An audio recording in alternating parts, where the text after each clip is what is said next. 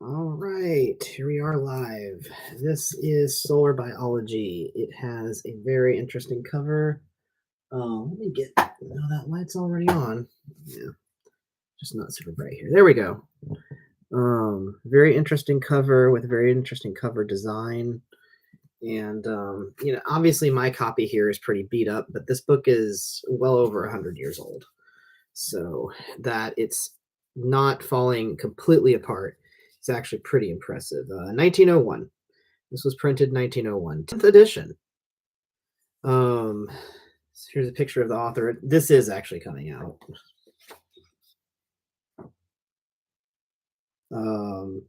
That's not a real signature underneath, by the way. That is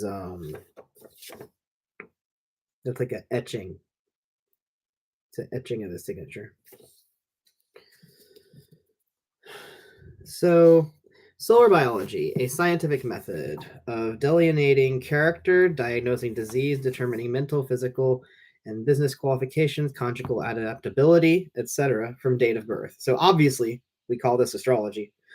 By Hiram E. Butler, 10th edition, with illustrations. Now the thing is, he's incorporating new astronomy into astrology at this time. Now, this was 1887 that he actually wrote this. This is the 10th edition. So there would have been, let's see, there's an editor's preface. In preparing the manuscript of solar biology for the press, we have in many instances embodied the author's idea in our own phraseology, and should diversity of style be observed, it may be accounted for on that ground. We have also frequently carried out his lines of thought to greater length, but strictly in conformity with the basic principles of the science, which admits of an almost unlimited expansion of details.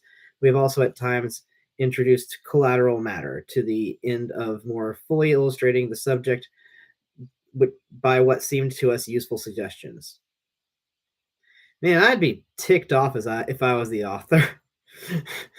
It basically sounds like the editors totally rewrote the book. The most extended editions of this kind will be found on page 30, commencing with the third paragraph and extending to the first paragraph of page 33.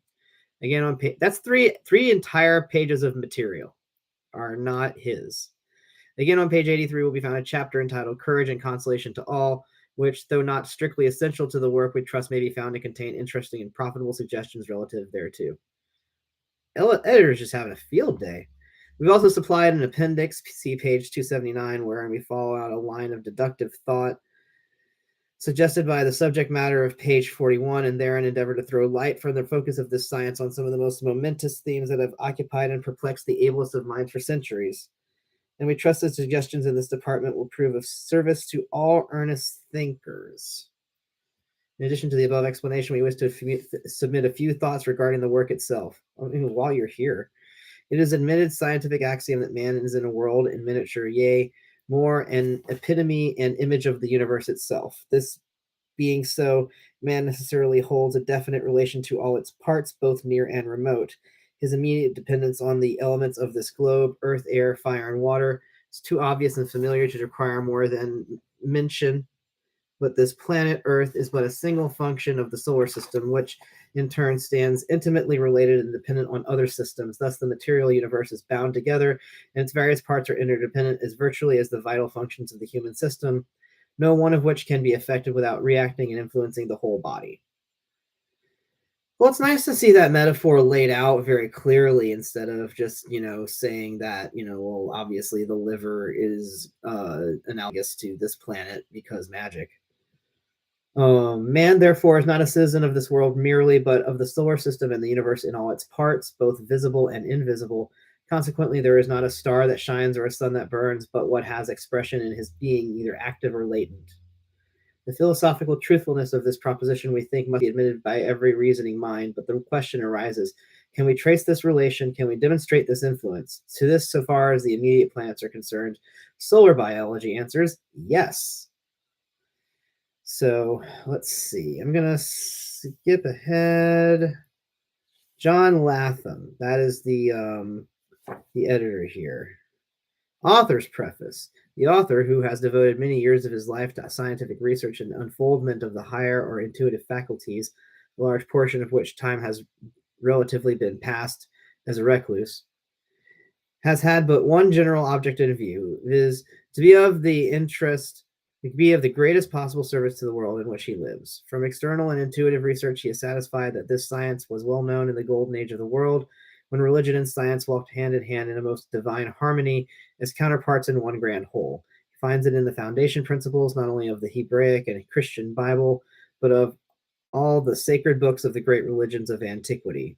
Traces of it are found in the great pyramid Cheops of Egypt and also in the sacred temples of India, and wherever temple relics of the great religions of antiquity are found. The importance of this system can scarcely be appreciated without years of careful critical study and experiment. It demonstrates the fact that all are members of one great body, and that each are members in particular, and as use is the supreme law of God, which determines all qualities, whether good or evil. Therefore, every member of the body of humanity is useful to a greater or less degree to the rest of the body, and the great confusion that now exists in the world arises wholly from the ignorance of persons as to their true nature and real sphere of use. So I want to talk about this, the great confusion that now exists in the world. This comes up in occult literature of this nature. They're always talking about correcting something. This great confusion that exists in the world. This is actually a consequence of Gilded Era politics folding into World War One. This book here, it was let's see, what's the preface come from? When is this preface dated? They didn't date the preface.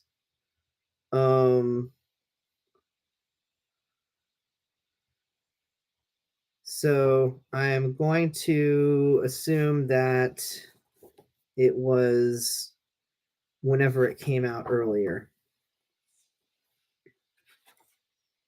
So this is the 10th edition, 1901. I remember there being a date earlier that kind of gave us an idea of when this was from. So 1901, we're up in things. So World War One. This idea that the world is in total chaos and that there's this great confusion in the world.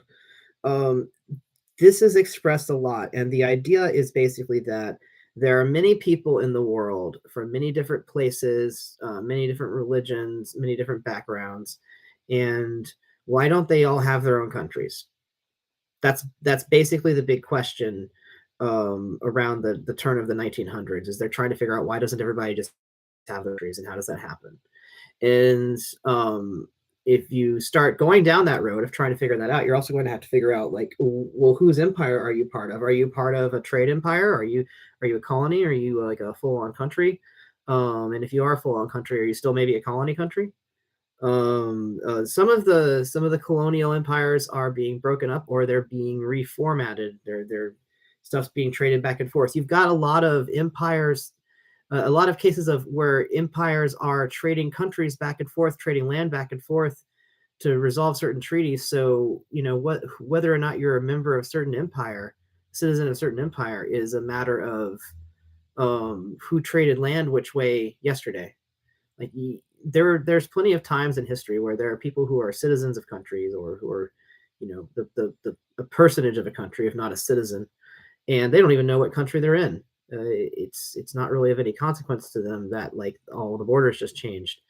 But in the last, let's say, 300-400 years, we've had a lot of societal upheaval is what they call it, but basically a lot of wars that keep people from living where they were and make them go move somewhere else. And then there's somebody else where they go try to move. So the big thing, though, that is going on, because I know wars have happened on throughout history, is that everyone around this time period is talking about if the Jews are actually going to get their Israel back. There's prophecies in the Bible about whether or not Jews actually get Israel, like, Israel coming back into the possession of the Jewish people, and like them having Israel. Well, there's people politically that are trying to make that happen at the time that this is being written, and a lot of people are discussing how would that happen? What would it look like? What land are we going to get? What if, like, if there's people on it, then where do they go? If Israel is run as a country, then how is it run? Is it a theocracy? What other kind of religions do they practice there? Like, what counts you as Israeli if you're in Israel? Like, they're all talking about these types of things, but like, there's other countries, imperial countries, people who are not like Jewish, like Gentiles, who are also talking about this, trying to figure out, like, hey, if they all go get their own country, then how's that going to work out for us? And can we do that in a way that's beneficial for us? Like, the British Empire trying to make it happen so that they can get like um, get first in line for all the perks whenever this new country is made, etc. Yeah, I mean, I know, like, most people are aware of the fact that currently Israel's status internationally is a huge part of American politics. There's like a big allyship there, and there's like a big allegiance there, and there's a lot of discussion as to like how deep that goes and what it means. So, like, at the time that this is being written, there is no Israel yet. There's this, like, there was once, but they're not yet, and we're in the midpoint. There's also been no Holocaust yet. There's been we haven't settled up World War One. In fact, I think when this was written, we didn't even have World War One coming on yet. They're still Gilded Era. They're thinking that in the Gilded Era, they think that they can just like go construct a system and build things to be like they're going to be, and then just make it like that. And now there's a whole country that's run like this. And that's actually like the country of Germany is a fairly recently created country, created out of largely Prussia. And the German identity is actually kind of tied to the Prussian identity. And so whenever you had this new country that didn't have hundreds of years of identity, like say Britain and France did, coming onto the scene and not having all those colonies for hundreds of years like Britain and France did, like the disproportionate, like the bad distribution of resources there, that caused a lot of pressures that ended up becoming World War One. So like a lot of the arguments about World War One were about like the identity of a people, like because these people have an identity as a nation, they have a right to like these types of resources, or the right to go like war for territory or something like that. And so all these things are being discussed at the time that this book is being written, and the spiritual people, spiritualists literally, but also just spiritual people in general, the religious people, they're trying to explain how all of their religious truths can be true, and how this can be happening in the world at the same time. I mean, if people believe in any prophecies of the Bible that say that Israel's definitely going to happen, then they have a horse in this race. They have a sacred cow in this race. So Israel is not being talked about outright in this, but it is being talked around because actually, introduction, Bible history of solar biology. May seem strange to some when we tell them that this system is the foundation principle of the whole order of the Hebraic and Christian Bible, which is the only book therein where we find indications of the prior existence of this science, unless perchance in the Kabbalistic writings.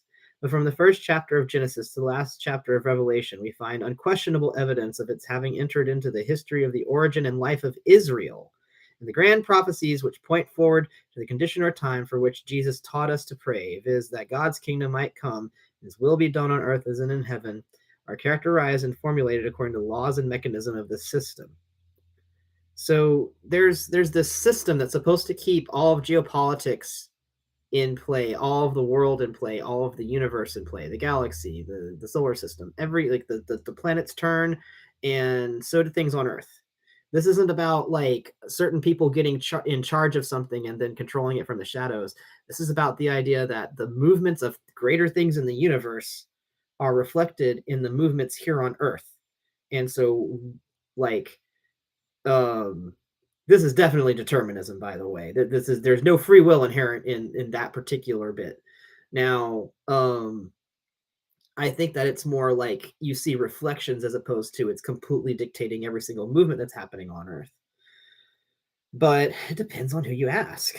So, a lot of politics are happening at the time, and they're trying to figure out what does that mean for all these systems that we have here? How do our systems reflect these politics? Where does this come into play? And I think that it's very interesting because we're still dealing with this in the modern era. We're still figuring this out. So I like reflecting on these materials where they were trying to tackle these issues, and they were confused, and they were just producing these things to add some structure to the universe, because I mean, in right here and now, that's what we're going to have to be doing, um trying to give some structure to this crazy universe that we've inherited and built at the same time. um so we give only a few of the leading points and evidence in this work to guide and assist the student, as suggesting how he may enlarge thereon, and through their agency may more extended research and application of the principles. For this little work is mainly intended to make available to the practical or personal and business benefits to be derived therefrom. Now, this is before all this stuff becomes illegal. Astrology and its application to real life stuff like this gets written off as a vice that is akin to parlor tricks and parlor games. And those are written off as vices that have vice laws that are made against them to prevent them from happening. And the same things would be like gambling, drinking, certain body acts. This gets kind of put in the same category, and these were all the kinds of things that were kind of associated with the aristocracy playing around. All their party games got written off as illegal. So the thing is, after that, they kind of reconstruct astrology to become psychological in nature and more of a personality analysis tool. And that's kind of how it persists for a while until laws get a little bit more friendlier to astrology. So it was really common at the time to be told that this is the astrological implications of your kidney behavior. And I mean, on the one hand, it's not the best science, but on the other hand, it's not like they had an MRI at the time. Therefore, we do not attempt to elaborate the sublime lengths, breadths, heights, and depths of this grand system, which far exceeds the grasp and comprehension of the human mind in its present degree of unfoldment.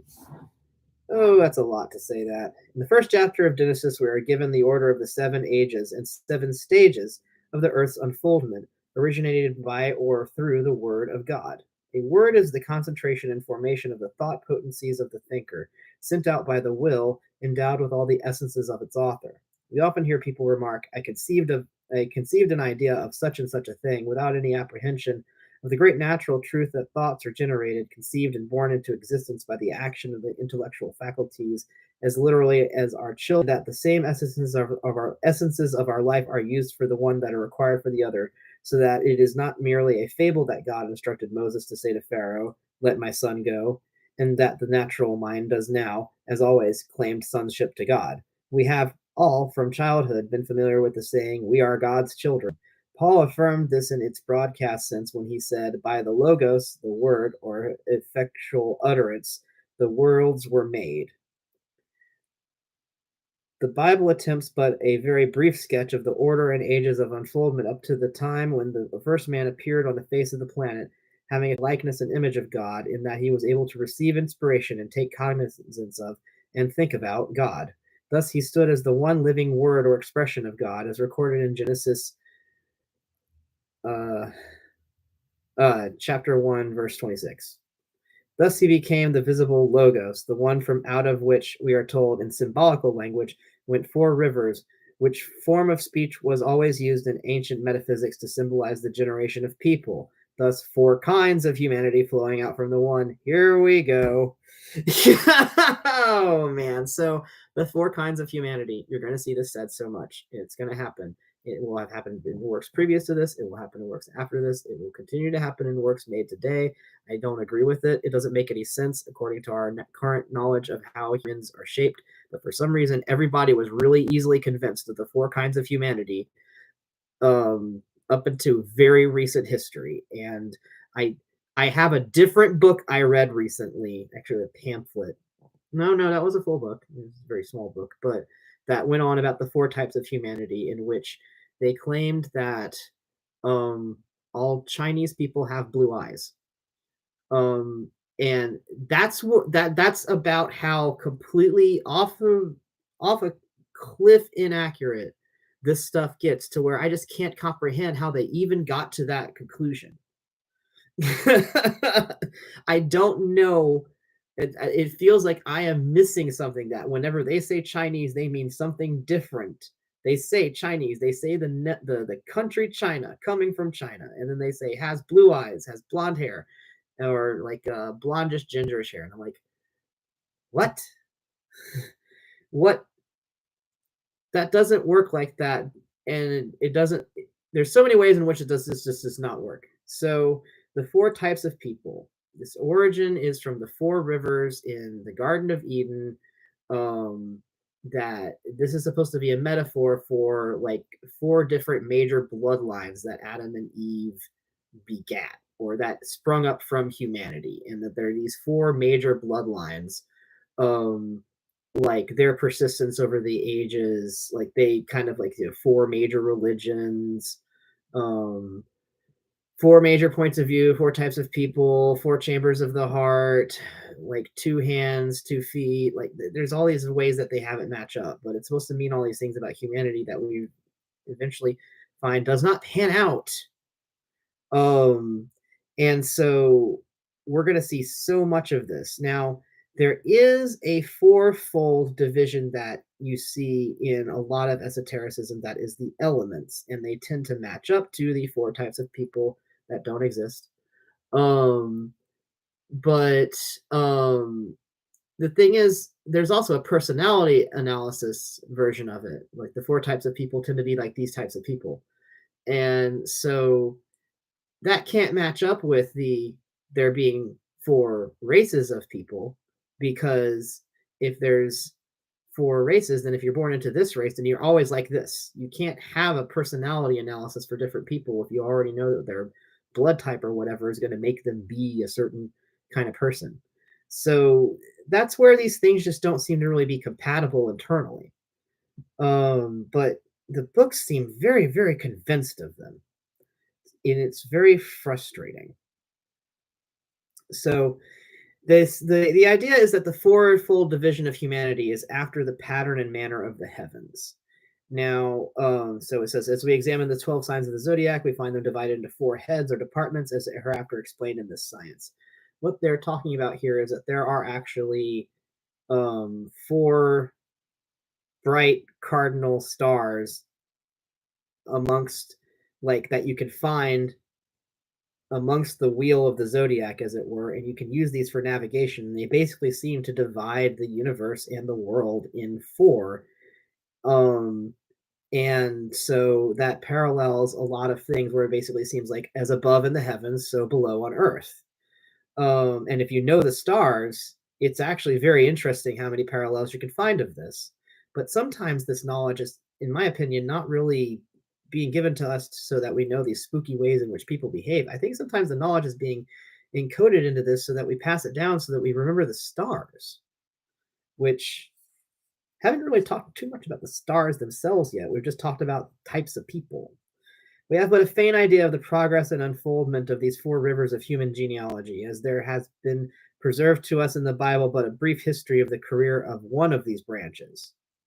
There isn't all this presumption that the Bible itself is going to be an accurate source to go to on this, or the Bible as someone actually can get it in their household. And this is different than comparing, like, for one, the Bible doesn't accurately reflect Judaism. The Bible is a Christian manuscript, and Judaism has its own holy texts that are different, and they don't always agree. So there's so much presumption here that one of the biggest problems with this material is that it relies upon the Bible so heavily. It relies upon other types of stuff so heavily, and it's really embarrassing to look back at it at a certain point. But it's also very interesting, because it's like, this is a big part of world history then and now. This confusion that the world has to have these things in it, that our world has to always have these things in it. And I think that if we were just aware of how often this stuff that is seems so grounded in the present is actually from the past, maybe it'd be easier for us to let it go, because we know there's like always a book we can go back in and look at it if we really if we really miss it. I am looking through this early stuff. There's some really interesting stuff in here, but it's kind of hard for me to focus on it all. It's so deep in the Bible stuff. Okay, this is all the introduction.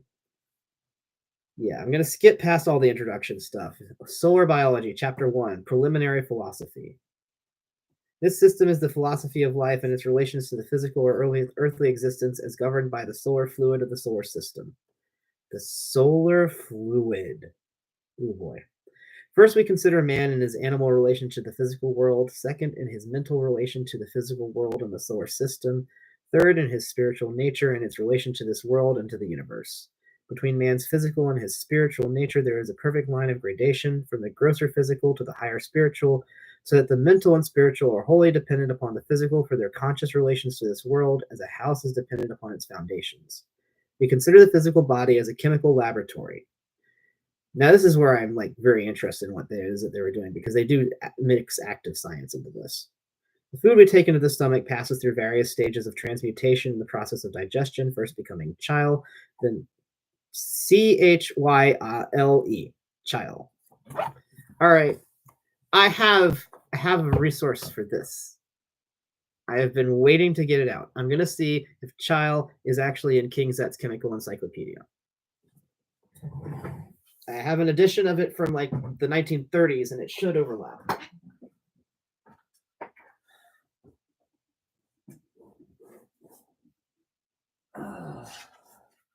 See, big book, big chunk.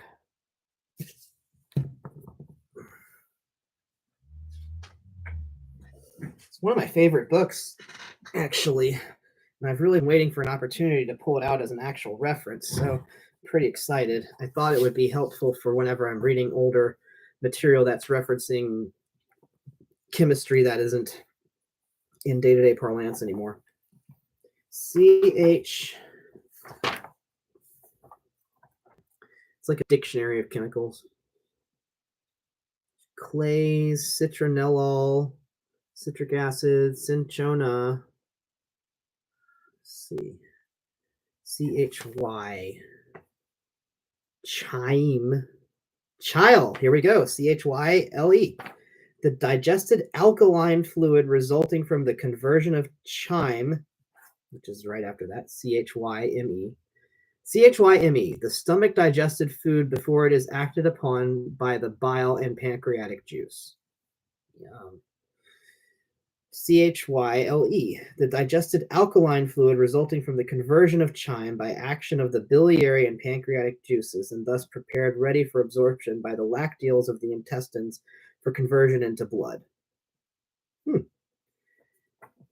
Yay, it was super useful. And I didn't have to go through Google and figure out like which of these is what they actually meant. This is what they would have meant. This is a reference. Let's see, when is this King Zet's Chemical Encyclopedia from? It used to be owned by a nuclear physicist. Okay, the first edition was in 1919. This was a reprint from 1946.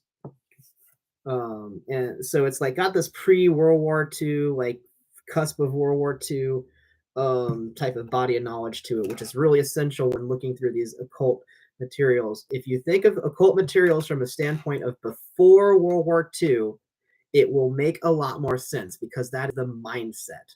Either you think of it from the standpoint of before World War II, Gilded Era is a really good way to think of it, because then you can really understand how they just have no clue or concept of the fact that the world's going to go into freaking war.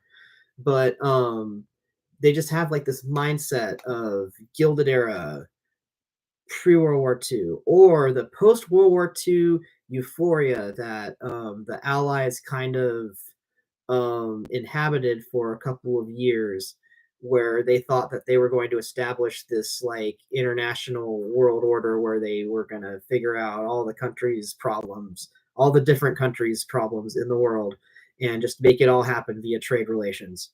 Um, that's that weird kind of imperialistic sugar high. That's really the mindset that a lot of occult materials came out of, because it was people living during these periods. Sometimes people who were working for people who were running things. And I really think that helps decode the material. So this material also needs a chemical dictionary to decode it, which I find really interesting. First becoming chyle, then blood. When it is thrown into the generative functions and becomes seed, then the seed, through the action of the same functions, is changed to lymph, a transparent, colorless fluid. The word lymph is derived from nymph, spirit, and this fluid is therefore quite properly called spirit water, or water of life. By the way, I have a lot of materials that talk about glands. Like, they're really, really obsessed with glands in the occult circles, the New Age circles. And that's because the fluid that goes through the glands, the endocrine system, and all of that, is supposed to be the fluid that carries like the spirit stuff, the vital essence. And what's interesting is that it's actually until recently they were not able to research lymph fluid and lymph glands, because the glands themselves, the tissues themselves, are actually being crushed by the very slides that they were putting everything under. They have to exist in kind of a larger, more liquid environment to be observed. If you just squish them, then all the pathways and all the structures are just gone. So let's see. The word lymph is derived from nymph. Very interesting. After passing through these stages, it then begins to affect the mental conditions, and as it is carried by the lymphatic system through all the parts of the body, it carries a pleasurable sensation in all the organs. The more I think that they're talking, see, this is what that's talking about is probably hormones, and then all of the the mental juices. Neurotransmitters. Mental juices. An abundance of this lymph gives a feeling of rest, happiness, and satisfaction under all circumstances, also physical strength and love of activity. This fluid aids in forming the bright red corpuscles of the blood and also aids the lungs in their work of purification. A portion of this regenerated blood passes into the spleen, where the pure white corpuscles are formed. White blood cells.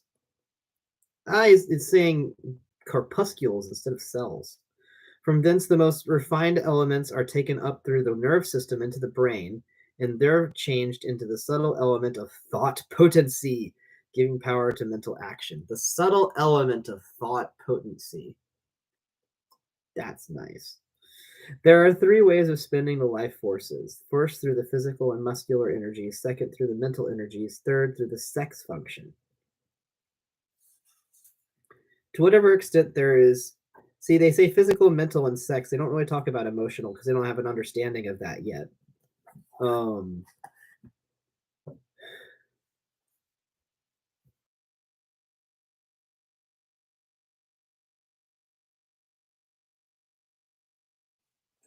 One of the things that actually is really noticeable is the presence of Stoicism as a philosophy in this material.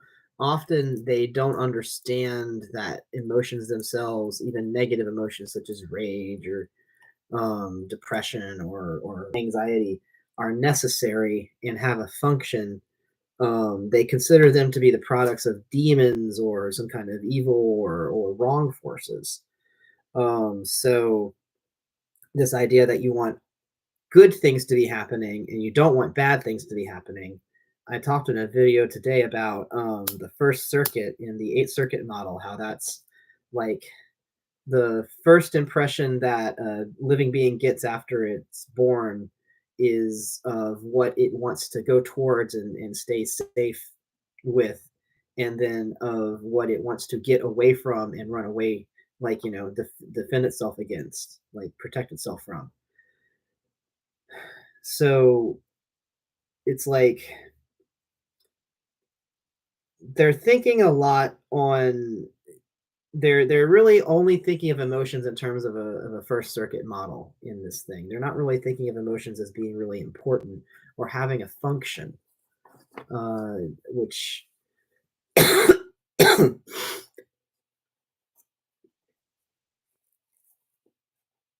um, I think that I think they don't recognize emotion as happening in anything else but humans.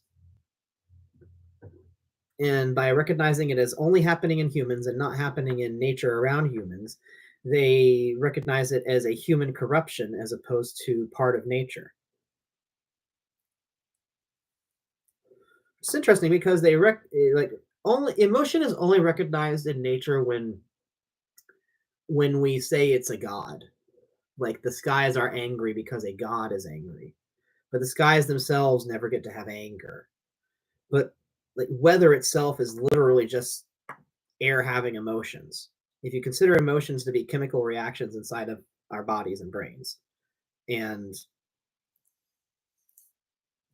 our behavior is simply the result of those emotions happening, then you could consider the sky's emotions to be all of the weather that you see in the sky, or rather, the clouds, those interactions up there happening. The weather that comes down, that's the behavior resulting from the emotions. So, do we consider emotions to be part of the physical chemistry of our bodies then instead of some kind of corruption?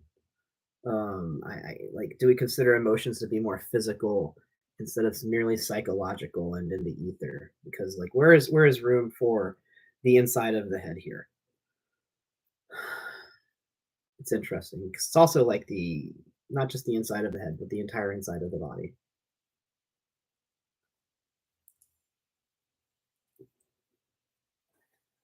Oh boy. Persons have mental energy or lack mental as well as physical power in proportion as they are chaste or licentious in their habits and in delineating character. The most important thing to be noticed is their habit sexually. For if persons are inclined to be indulgent and waste their life forces and elements, so will they lack mental and physical power, and in proportion as they conserve these potencies and life fluids, will they have mental and physical ability. Many times, however, persons of unrestrained habits draw their physical power from others. While they may thus be possessed of physical strength, they will lack mental clearness, accuracy, and the disposition to intellectual pursuits. I will explain this. This is very interesting. It used to be believed that, and this is another biblical belief, that the seed of, and I do mean the sperm, um, the seed of a living being is basically the embodiment of its essence, its vital essence. And uh, if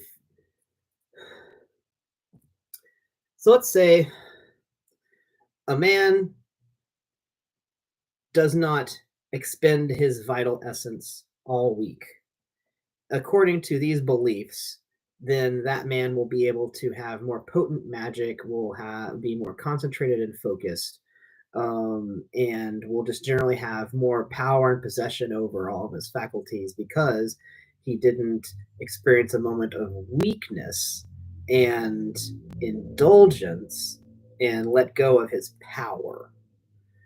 Because that seed is supposed to have some sort of potent magical power. This is sometimes whenever in alchemical stuff they talk about like the white spirit essence, they really do mean seed, and they really did think that seed had some sort of special kind of power to it, that it was what was embodying whatever the heck was in the womb to like become a living being, so that there was like something vital of the spirit being put into the soulless matter.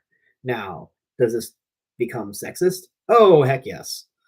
um there's it basically doesn't really give much of a place for um what's considered to be the female essence to really have that same power and potency. It's only in the masculine, it's only in the sex stuff. Well, the thing is, if a guy is getting off all the time, if he's putting it in wherever and he's like basically spilling a seed everywhere, then he's not supposed to have much power. Now, the thing is that they noticed that there are some guys who were getting around all the time who seem to have plenty of power and plenty of spiritual power. And it was believed that the reason they had so much power is because whenever they were having intercourse with other partners, then they were, whenever the other partners were expending their seed or their fluids or whatever, then these guys would basically be taking their power from them. Because that's the other thing, is that by this model, sex is basically supposed to be some kind of like teeter totter. It's a seesaw. Whoever gets off first loses. They lose their power to the other one. That's the equation that's being drawn up here, theoretically, according to this belief system. Now, it's very dependent on a male female dynamic for one, so it's very heterosexual, um, and it's also very inflexible. I also believe that they're trying to explain something, that it's not just that they have this belief and they want to apply it to everything, that they actually noticed some things that were going on in the world, and this is what they came up with to explain that behavior. And with any society, there's usually some constraints about like who is supposed to have intercourse with whom and when and where and how and etc. That's a normal regulatory function of society, because basically the community itself inherently wants to have power over how and when more members are added to the community. So in here, we kind of see that of the occult materials that were being put out at the time were not just about spirituality or how to do religion or how to treat your illnesses. They were also really reflecting a kind of empire building that never really happened, because the Gilded Era never actually became what it was supposed to become. That was supposed to become this imperial era of brilliance, where you had all these empires that were running the planet beautifully and getting everything done, like, you know, the British way or the French way or the Dutch way. They were supposed to be fixing all the problems by transforming the world into something that works. That never really happened. These books are actually left over from that period, and they buy into that belief system. Sometimes what it is that their system, sometimes what it is that they're holding up is something that they don't understand is never going to happen. And I really think that it's important to look at this to see that this is from like the late 1800s.